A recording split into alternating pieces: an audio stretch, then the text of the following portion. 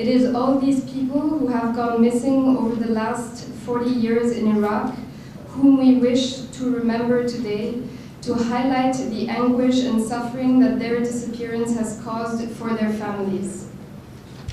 نجتمع اليوم لنتحدث في موضوع يطال. Families never cease their anxious search for information.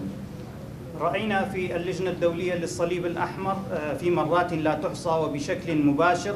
وشكرا لكل الحضور، ونأمل من هذا المؤتمر أن تصل رسالة واضحة لكل الجهات بأن هناك في كركوك مشكلة معقدة وملحة وربما تؤدي إلى انفجار المجتمع في يوم، فأنا أكثر اطلاعا على ذلك بسبب ورود الشكاوى إلى إدارتنا.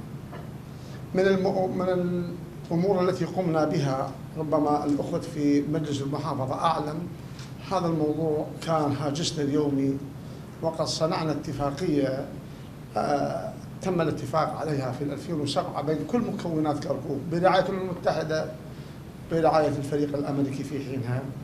منها أحد الفقرات الجميع وقع عليها، وهي إطلاق سراح الأبرياء وإحالة من عليهم قضايا قانونية إلى محاكم كركوك. والفقرة تقول إطلاق سراح الأبرياء في سجون إقليم كردستان. هذه نص الاتفاقية، وهذا الموضوع كان التطبيق ماله خجول وقليل، وفي الحقيقة لا يتوازى مع حجم المشكلة.